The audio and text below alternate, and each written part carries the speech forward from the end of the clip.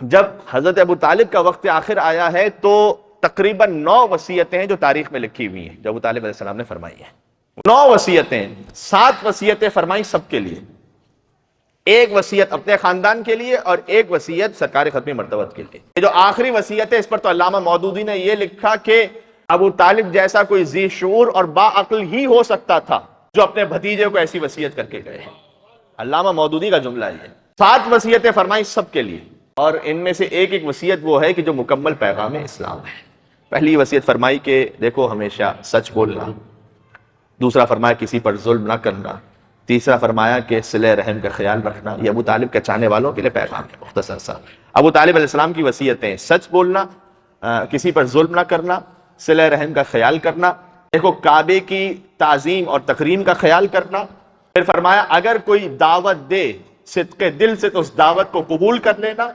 یہ بھی اسلامی آداب میں سے کہ اگر کوئی مومن دعوت دے تو اس مومن کی دعوت کو اگر اس نے، آپ جانتے ہیں کہ صدق دل اور خلوص کے ساتھ بھی دعوت کو قبول کر لیں، اس لیے کہ دعوت دینے والا اسے بھی ثواب حاصل ہوگا، جو دعوت صدق دل سے قبول کر رہا ہے اسے بھی ثواب حاصل ہوگا. اور ابو طالب علیہ السلام نے یہ ارشاد فرمایا کہ دیکھو کبھی اپنی زندگی میں اسراف کو نہ لے کر آنا. یہ وصیتیں فرمائی سب کے لیے جو وصیتیں. پھر اپنے خاندان والوں کو جمع کیا اور کہا کہ میرا بھتیجا جو پیغام پہنچا رہا ہے یہ وہ پیغام ہے کہ جس پر دل صدق دل سے راضی ہوتا ہے اور اسے قبول کرتا ہے.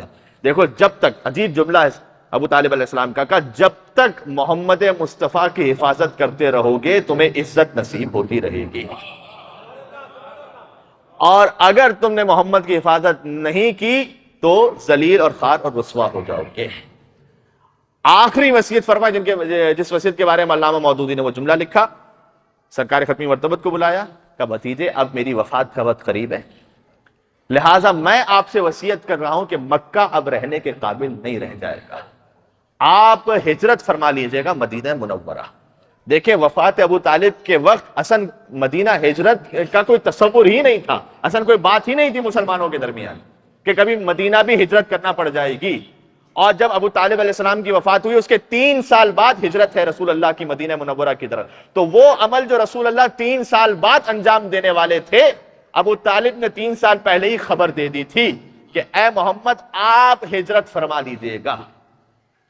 علامہ مودودی نے لکھا کہ 3 سال پہلے ہجرت اتنا اہم واقعہ ہے کہ جس کے صدقے میں اسلام بچا ہے. آج اسلامک کیلنڈر شروع ہوتا ہے ہجری سے، پہلی ہجری، دوسری ہجری، تیسری ہجری. تو ہجرت اتنا اہم واقعہ ہے کہ سارے مسلمانوں کی جو تاریخوں کا دار و مدار ہے وہ ہجرت کے واقعے پر ہے. علامہ مودودی یہ لکھتے ہیں کہ ابو طالب کا مشورہ تھا کہ اے محمد آپ میرے مرنے کے بعد ہجرت فرما لیجئے گا، جو کہ چھٹے امام نے یوں بیان کیا ہے کہ جبریل نازل ہوئے تھے اور کہا تھا کہ جیسے آپ کے چچا ابو طالب علیہ السلام نے کہا تھا اس حکم پر آپ ہجرت فرما لیجئے.